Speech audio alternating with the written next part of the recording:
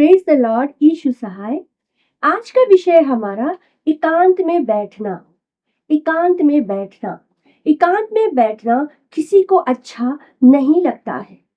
एकांत में बैठना किसी को पसंद नहीं, क्योंकि इंसान हमेशा किसी व्यक्ति की संगति की मांग में लगा रहता है। वो चाहता है कि कोई ना कोई व्यक्ति उसके पास हमेशा रहे। ये मनुष्य का एक स्वभाव है।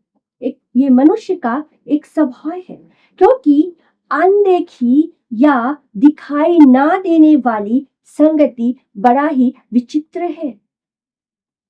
जो नहीं दिखाई देने वाली अनदेखी दिखाई नहीं ना देने वाली संगति बड़ा ही विचित्र सा लगता है। और परमेश्वर के साथ की संगति कुछ ऐसी ही होती है।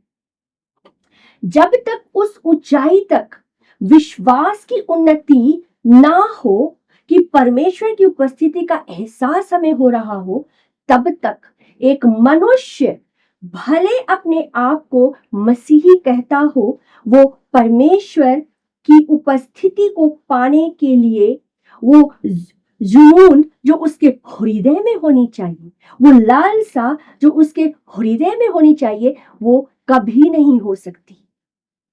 वो कभी नहीं हो सकती। उसे परमेश्वर की उपस्थिति के लिए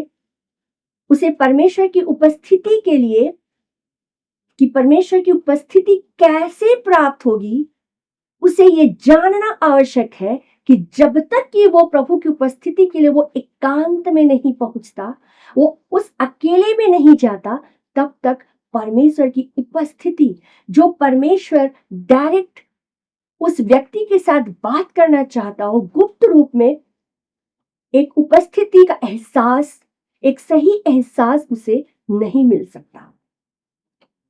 लूका, कुछ उदाहरणों को हम लोग देखेंगे। लूका 5:16 में हमें मिलता है, हम ये पाते हैं कि बहुत सारे चंगाई के कामों को से निपटने के बाद, बहुत सारे चंगाई और बहुत सारे कार्यों से निपटने के बाद प्रभु यीशु स्वयं को निर्जन स्थान में चुपचाप जाकर प्रार्थना किया करता था। कुछ भी कार्य करने के बाद लोगों के भीड़ के बीच में जब वो रहता था, और जब भीड़ में बहुत सारे कार्यों को अंजाम देने के बाद, बहुत सारे मिरेकल्स को करने के बाद, वो क्या करता था? वो निर्जन स्थान में, यहाँ वचन बताता है लूका 5:16 में, कि वह स्वयं को, अपने आप को निर्जन स्थान में चुपचाप जाकर प्रार्थना किया करता था। प्रार्थना में वो बैठ जाता था।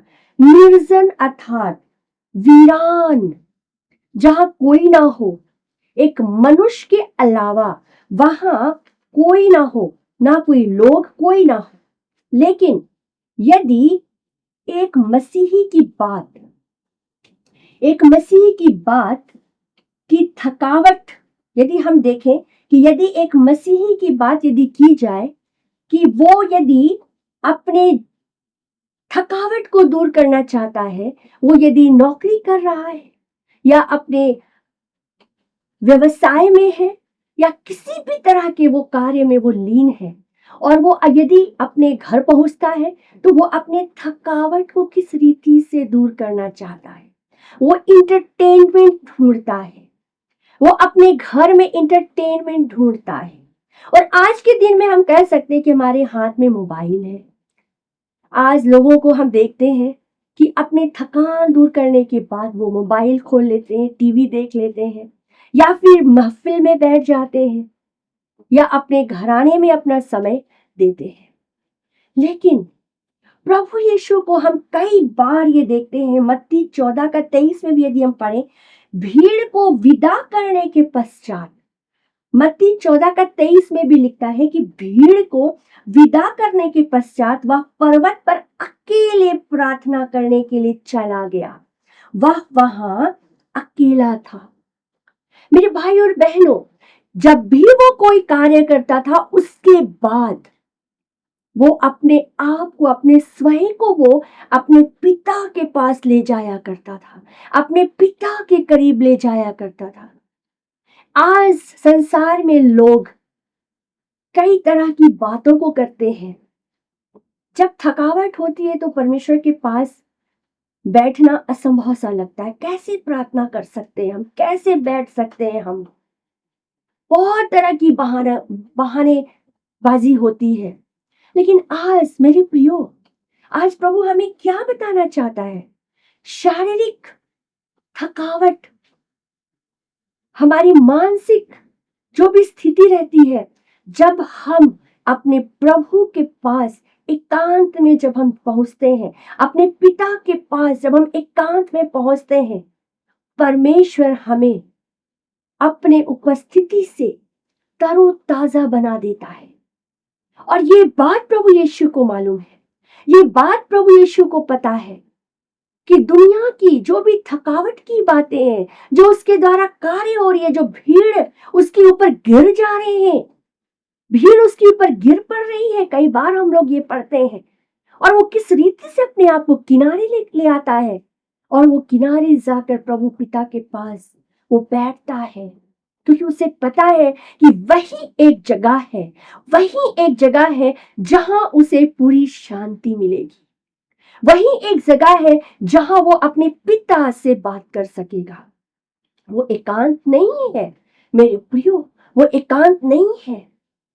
यदि इस बात को लोग समझ जाए कि जब हम एकांत में जाते हैं तो वो एकांत नहीं है, क्योंकि परमेश्वर पिता की उपस्थिति है वहां पर, जहां हम शांति को प्राप्त करते हैं, जहां हमारे अंदर में एक एक एक सुंदर एक परमेश्वर के साथ एक रिश्ते में हम जुड़ते हैं।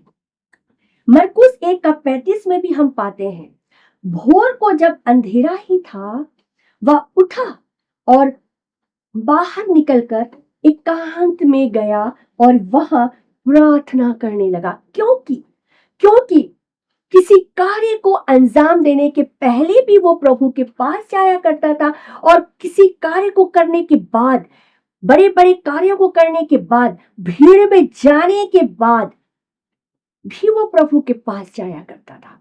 भीड़ में आने के पहले भी परमेश्वर के पास जाता था कि परमेश्वर से सामर्थ को प्राप्त करे।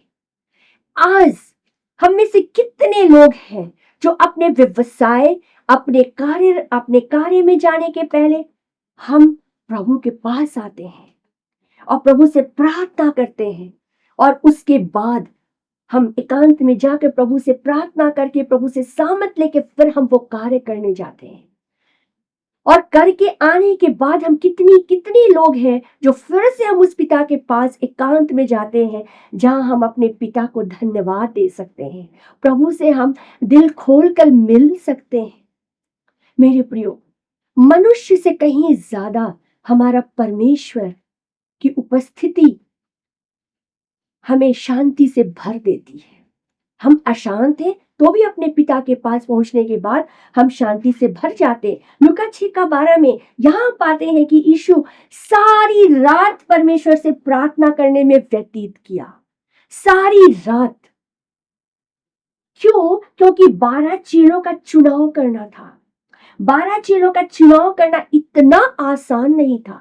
वो अपने पिता के पास बैठता, वचन बतलाता है कि जब उसने पूरी रात प्रार्थना की, उसके बाद वो 12 शिष्यों को, 12 चेलों को वो उन लोगों को वो चुनता है। लेकिन उसके पहले सारी रात, क्योंकि उनका चुनाव इतना आसान नहीं था। वो परमेश्वर पिता के पास जाकर क्या करता है? परमेश्वर पिता से वो सामर्थ पाता है, परमेश्वर पिता से बातें करता है, और प्रभु उसके काम को आसान बना देता है, क्योंकि वो मनुष्य था। ये हमें कभी नहीं भूलना चाहिए कि यीशु मसीह संसार में मनुष्य था, और आज उसे जिस प्रकार से हमें आवश्यकता पड़ती है, उसे भी आवश्यकता पड़ती थी। और किस तरह से वो सारी रात परमेश्वर के निकट बने रहकर प्रार्थना करता रहा, फिर चेलों का चुनाव किया।